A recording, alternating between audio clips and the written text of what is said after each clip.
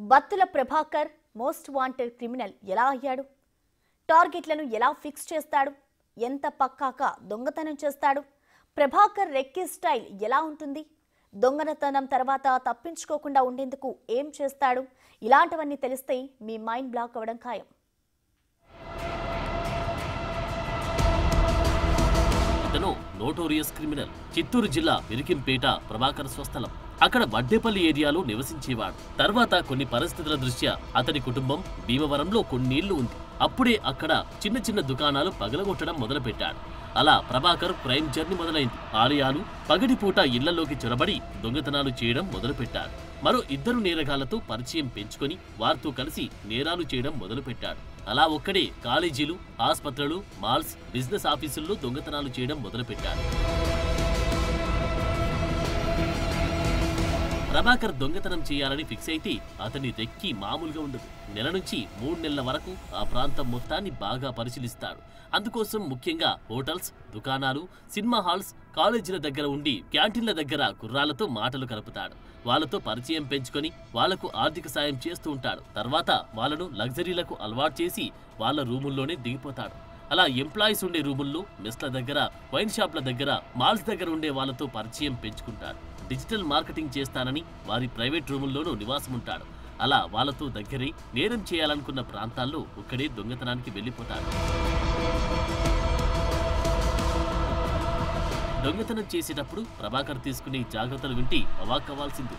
ఖచ్చితంగా SIM card లేని ఓ keypad phone తన వెంట తీసుకెళ్తాడు. అది కూడా టార్చ్ లైట్ కోసమే ఉపయోగిస్తాడు. తన మొబైల్ ని అస్సలు తీసుకెళ్లడు. ఖచ్చితంగా షూ వేసుకుంటాడు. నేరం చేయాలనుకున్న ప్రాంతానికి కారు గాని, సైకిల్ గాని వాడతాడు. ఈ 2 వాహనాలను పోలీసులు ఆపరనే ఉద్దేశంతో ఇలా చేస్తాడు. నేరం చేసిన వెంటనే కారులోని డ్రెస్ మార్చేస్తాడు. ఇక సైకిల్ పై వెళ్లాడంటే ఆ ప్రదేశానికి దగ్గరలోని షెల్టర్ తీసుకున్నాడని అర్థం. మరో ఇంట్రెస్టింగ్ పాయింట్ ఏంటంటే దొంగతనానికి వెళ్ళినప్పుడు ఫుల్ హ్యాండ్ షర్ట్ మాత్రమే ధరిస్తాడు. కాలేజ్ బ్యాగ్, క్యాప్ ధరిస్తాడు. ఎక్కువగా హుడీస్ వేసుకుంటాడు. చేతికి వాచ్ ధరిస్తాడు. ఇలా పక్కాగా వెళ్లి చాలా సింపుల్ గా, వేగంగా దొంగతనం చేసేస్తాడు. చిన్న గీత కూడా పడకుండా డోర్ ఓపెన్ చేస్తాడు. తాళం తీసుకునేందుకు ఓ స్క్రూ డ్రైవర్, కట్టర్ ని తీసుకెళ్తాడు. ఏ దొంగతనానికి వెళ్లినా ఫింగర్ ప్రింట్స్ పడకుండా ఖచ్చితంగా హ్యాండ్ గ్లౌస్ వాడతాడు. సీసీ కెమెరాలకు దొరకకుండా అన్ని ముందే ప్లాన్ చేసుకుంటాడు. తాను దొంగతనం చేయాలనుకున్న ప్రాంతాలన్నింటినీ ముందే లిస్టు రాసి పెట్టుకుంటాడు. మొదట్లో పెయింటింగ్ వర్క్ చేసి ఉండడం వల్ల భవనాల నిర్మాణాలపై ప్రభాకర్ కు మంచి అవగాహన ఉంది. అలా దొంగతనం చేశాక తనకు దొరికిన డబ్బు, బంగారాన్ని దగ్గరలో ఉన్న రైలు పట్టాల దగ్గర పాతి పెడతాడు. ఆ సొమ్ములు లగ్జరీ లైఫ్ ని ఎంజాయ్ చేస్తాడు. తనతో ఉండే కుర్రాల కోసం ఖర్చు పెడతాడు. ఫోన్ వాడతాడు, కానీ ఆన్లైన్ కాల్స్ మాత్రమే మాట్లాడతాడు. అతని ఫోన్ నెంబర్, పర్సనల్ డీటెయిల్స్ ఎవరికి చెప్పడు. తన గురించి ఎలాంటి సమాచారం బయట పెట్టడు. ఇక వీడికి లేని అలవాట్లు లేవు. మద్యం సేవిస్తాడు, అమ్మాయిలతో తిరుగుతాడు, గంజాయి కొడతాడు, లాంగ్ డ్రైవ్స్ కి, సినిమాలకు వెళ్తాడు. రెగ్యులర్ గా జిమ్ కు కూడా వెళ్తుంటాడు. వీడి కుడి చేతిపై ఇంగ్లీష్ లో క్రిష్, హార్ట్ సింబల్ టాటూస్ ఉంటాయి. ముఖ్యంగా బత్తుల ప్రభాకర్ ఇజ్రాలతో ఎక్కువగా తిరుగుతుంటాడు.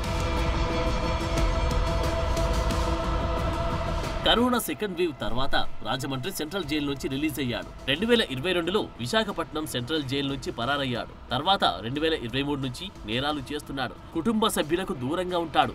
ఎవ్వరిని నమ్మడు. పదే పదే కాల్స్ చేస్తే సిమ్ మారుస్తాడు. తానుండే ప్లేస్ నుంచి మరో చోటికి వెళ్లిపోతాడు. అందుకే ఇన్నాళ్లు పోలీసులకు దొరకకుండా తప్పించుకున్నాడు. నేరాల కోసం ఇతరుల ఐడి ప్రూఫ్స్ తో కార్లు కొంటాడు. అలానే BMW కార్ కొని వాడుతున్నాడు. ఇప్పటిదాకా తాను ఎంతమందితో పరిచయం పెంచుకున్నా ఎవ్వరికి తాను దొంగతనం చేసిన సొమ్ము ఖర్చు చేస్తున్నాననే విషయం తెలియకుండా జాగ్రత్త పడ్డాడు. 10వ తరగతి కూడా చదవలేదు, కానీ బాగా మాటగా తెలివైనోడు.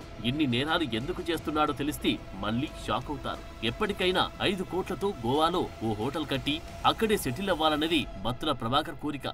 ఎక్కడా పోలీసులకు దొరికినా తన పేరు, వివరాలు మార్చి చెప్పేవాడు. ఇతనికి పెళ్లైంది, 2 సంతానం. ప్రస్తుతం భార్య పిల్లలతో దూరంగా ఉంటున్నాడు. ఇంతటి నోటోరియస్ క్రిమినల్ ఎట్టకేలకు పోలీసులకు చిక్కాడు.